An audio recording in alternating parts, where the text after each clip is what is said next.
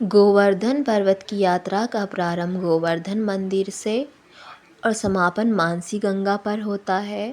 ये यात्रा 22 किलोमीटर की होती है। दो झन गलवैया हुए दिए और दो मुख दिख रहे बस। कौन सी वाली रे, मेरे को नहीं दिख रही। अरे जो सीला है उसके ऊपर एक और अच्छा, सीला वो है। वो ऊपर वाले वो। हाँ, और वो जो पत्ती नहीं दिख रही वो हाँ इसमें हाँ हाँ उसमें देखो। हाँ और जो हाँ सखाओं के गले में हाथ डालते थे। हाँ हाँ हाँ, सही बोल रही। जय हो गिरिराजा महाराज। गोवर्धन की प्रत्येक शिला पर अलग अलग आकृति आपको कृष्ण भगवान के अलग अलग स्वरूप के दर्शन कराएंगे।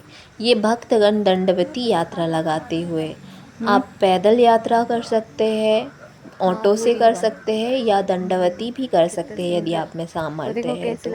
हम में सामर्थ्य नहीं था तो हम पैदल यात्रा कर रहे हैं।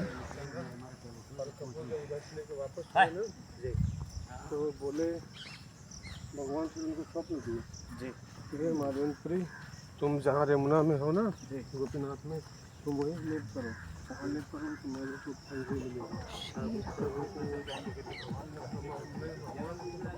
देख वो कुछ।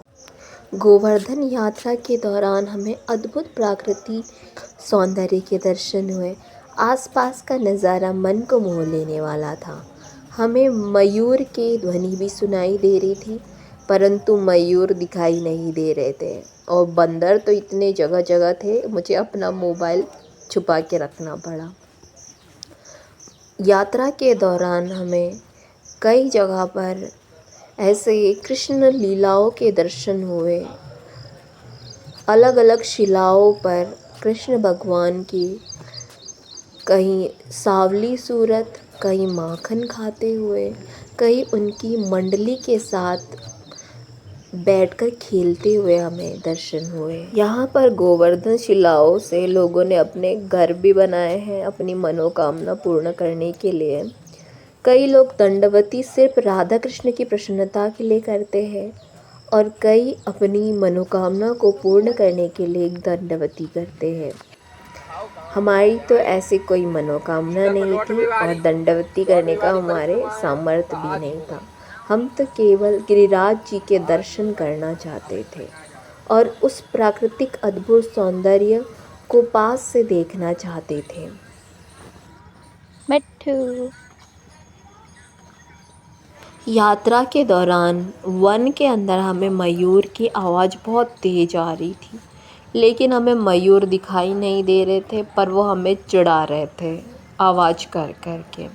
और बंदर तो बहुत सारे थे, यहाँ आपको नहीं दिखेंगे क्योंकि जहाँ बंदर नहीं है, मैंने वीडियो सिर्फ वहीं स्थानों से लिया। देखिए ये जो मोर है, ये पाला हुआ मोर दिखाई दे रहा है।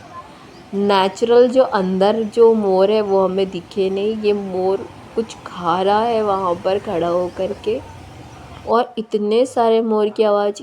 देखिए जो पेड़ है इस प्रकार से थे। यात्रा के दौरान हमें ललिता कुंड और ललिता कुंड के आसपास जो संत है उनकी समाधियाँ भी दिखाई दी। ललिता कुंड से कुछ आगे चलते हैं तो आगे जाकर हमें राधा कुंड भी दिखाई देता है। ये श्रद्धालु दंडवती लगाते हुए।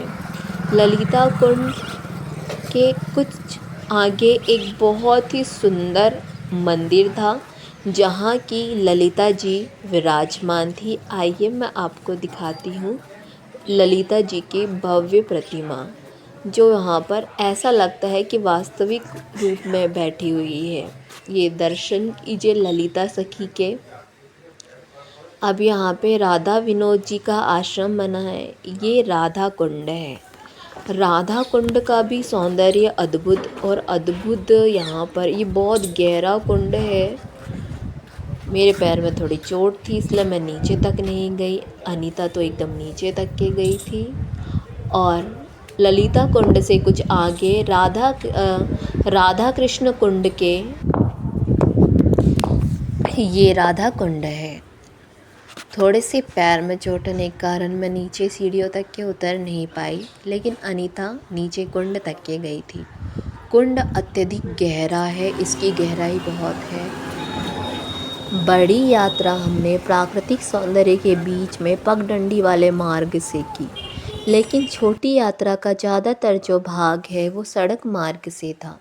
इतनी बड़ी यात्रा करने के बाद भी हमें कुछ थकान महसूस नहीं हुई। प्राकृतिक सौंदर्य के बीच में बड़ी यात्रा कैसे संपन्न हुई पता ही नहीं चला, लेकिन छोटी यात्रा सड़क मार्ग में करते हुए हमें अत्यंत कठिनाई हुई। पता चला कि ये रास्ता कब ख़त्म होगा और कब हम लोग मानसी गंगा पहुँचेंगे। मानसी गंगा के पहले हमें जगह जगह इस प्रकार शिलाओं पे गिरिराज जी दिखाई दिए। अब हम लोग कुसुम सरोवर पहुँचे हैं। ये कुसुम सरोवर है, ये भी अत्यधिक गहरा है। आसपास पानी के झांकते हुए ऐसा लगता है कि अंदर बहुत ही ज़्यादा गहराई थी। डर सा महसूस हो रहा था उसको देख करके, जैसे अभी गिर जाएंगे पानी में। पर आसपास का प्राकृतिक सौंदर्य और ये जो स्ट्रक्चर है, नक्काशी है, ये अद्भुत थी और सरोवर का दृश्य देखते ही बनता था। कुसुम सरोवर में हम लोग थोड़ी देर बैठे, यहाँ पर थोड़ा सा विश्राम किया, केला खाया। इसके पहले केला खाने की कोशिश की, बंदर मेरा केला छीन कर ले गया। पर यहाँ पर थोड़ी देर हमने सरोवर के आसपास घूमे, बैठे, केले खाए और अपनी थकान मिटाने के बाद हम लोग कुसुम सरोवर से बाहर की ओर निकले। फिर हम लोग प्राचीन मंदिर गिरिराज जी के पहुँचे। यहाँ पर मानसी गंगा में स्नान किया और स्नान करने के बाद गिरिराज जी की शिला की प्रदक्षिणा की और प्रदक्षिणा करने के बाद हमारी यात्रा यहीं पर समाप्त हुई। जब भी आप गिरिराज जी की यात्रा पर जाएं तो आपके सामर्थ्य के हिसाब से आप 22 किलोमीटर की परिक्रमा कर सकते हो, पैदल, ऑटो से या दंडवती, जैसा आपका मन करे वैसा। हमें तो ये यात्रा करके अत्यंत आनंद आया।